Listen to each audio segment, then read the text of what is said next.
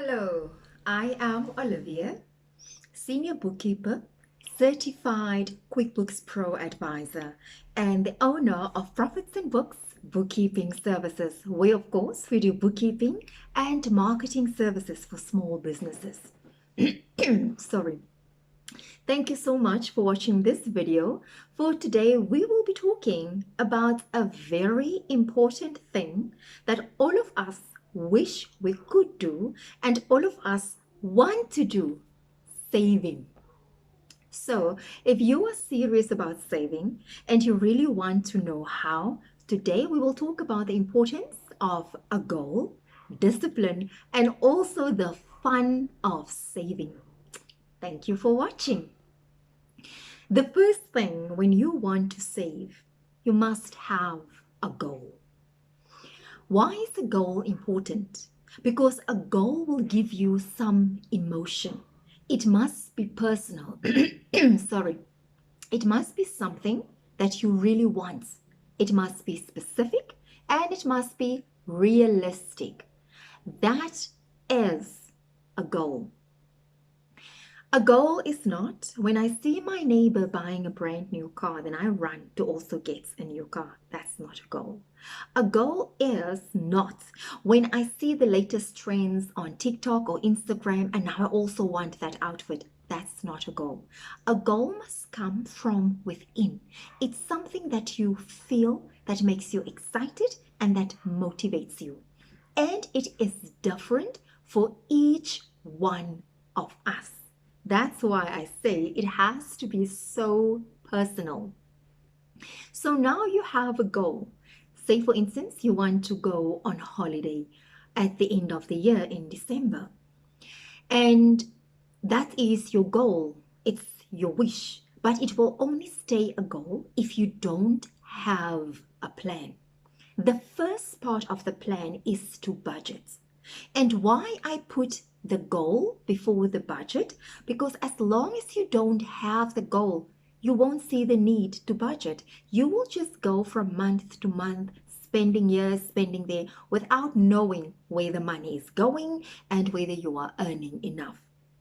But now that you have a goal, suddenly it will become important to you of where is the money going? How much do I need? How much do I have? And how much do I spend? And what must I give or put away every month to reach my goal by December? That's why I put the goal first and then budget second. So now you have your goal, you work towards your budget. Most people have the idea that you have of a budget, it's almost like it's punishment. That could not be further from the truth. Your budget is not punishment. Your budget is your plan. All good financial plans, it starts with a budget. So a budget is your plan on where you make your calculations and you draw up what do you owe and also what do you make, and it will show you what do you spend. But most of all, it will give you a picture on paper in black and white about your debts, right? So now you have your budget. What goes into your budget? Everything you spend your money on, it goes into the budget. Everything. The reason why you find it difficult, or you might find it difficult to stick to a budget, it's because you're not honest. If you know that I'm a person who spends, maybe buy coffee every single day, and you don't put that on the budget, you won't be able to stick to it. If you are someone who loves to go and eat out every weekend, and you don't put that on the budget, you won't be able to stick to it. So your budget as well, it needs to be realistic. But for it to be realistic, you need to be honest about your needs, about your wants, and also about your pleasure and entertainment. There's no way that you will be motivated to stick to a budget if everything that you like is being taken away from you. So now, Where do you start with a budget? You start with what are your essential things and your debts. If you ignore your debts, it's going to catch up in the end. So you need to know, how much do I owe? Then, how much do I need to survive, to get through the month? And here is the thing. We think it's just a 50 rand there, a 20 rand here. When you add all of that money up, you might find at the end of the month you can spend close to 500 to 1,000 rand, and you have no explanation of where the money has gone. So what will work? It's when you say, for instance, you buy 2 coffees every single day. And on average, maybe the place where you go and buy the coffee, it's almost 40 rand coffee. That's 80 rand per day that you spend on coffee. 80 times 5, this is worst case scenario. 80 times 5, 5 days of the week, that's 400 rand you spend on coffee. 400 times 4, because that's an average month has 4 weeks. 400 times 4, that's 1,600 rand you spend on coffee. If you start working on your budgets, don't take away your coffee, that's your pleasure, but you can reduce the amounts of coffee. When you look at your budget and you start working around it, and you work on your budget, and you start looking at how much I must be able to pay my debts, even if it's the minimum payments, you add that. How much do I need for food? How much do I need for fun? How much do I need to cover my running costs? That is the beginning of your budget. Also, what are the essential things that you must have to get to work, to survive, just to live, your basic living needs? And the essentials are different for each one. For me, it's my internet. I must have the internet because we use it to work. But for you, the internet is not even close to your essentials. It's just a luxury. So when you think of saving, another thing that also we ignore is to ask, where do I cut my expenses? The coffee is a good example. If instead of having 2 coffees every day, how about 1 coffee every other day? Your subscriptions, do you really need it? Is it a must, or is it for pleasure? So these are the hard questions you need to ask, and only you can decide. Look, for some people, their TV subscription, their streaming subscription, it's a must. Otherwise, if they don't have it, they are going to lose their minds. So you must decide that. So now you have your goal, you have your budgets. Then now you start with your plan. So what is the plan? The plan breaks your goal and your budget down into specifics. With a plan now, you know that maybe I need 12,000 or 15,000 rand by December.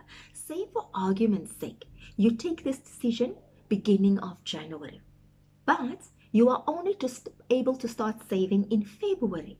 Then you take your 15,000 rand that you need by December, you divide it by 11. So that will give you an idea of how much more or less you need to save. So now you have a specific amount because your goal must be specific. You are realistic. Now you know how much you need to save, how much you must have each month to save and to cover all your costs and to buy food, to pay for your essentials, and still have some money left over to enjoy yourself. That will require discipline. Discipline is where most of us, we fall off the bus. You have the goal, you have the budgets, you have the plan.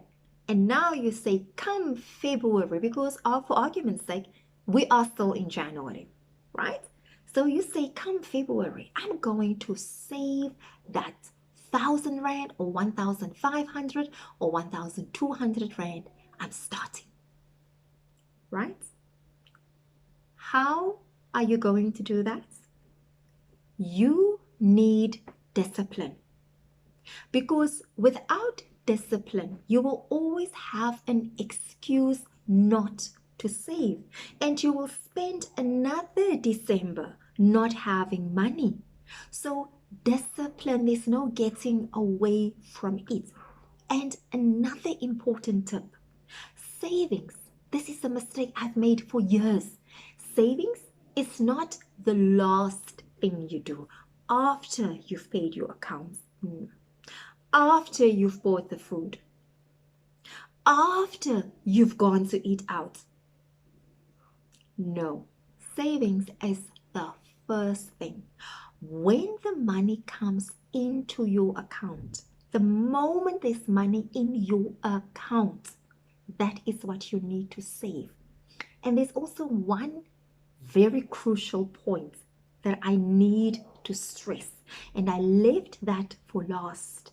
The crucial point is you need to have a separate bank account for your saving, or a separate savings account, where it must meet the following requirements. It must not come with a debit card, first of all, because if it has a debit card, you will be tempted to swipe and use that money. You do not want to test your discipline on that one. Number two, you mustn't be able to easily access the money. You have to wait maybe 48 hours. With other savings plans, you might have, it will only be available maybe within 24 hours.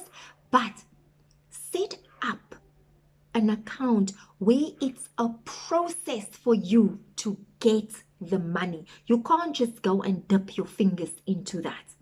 So separate accounts that you cannot easily access, but it's easily for you to put money in, but you have to go through a process to get the money out.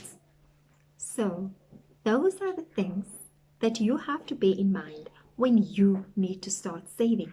So can you see, we think it's automatic. Saving is not automatic.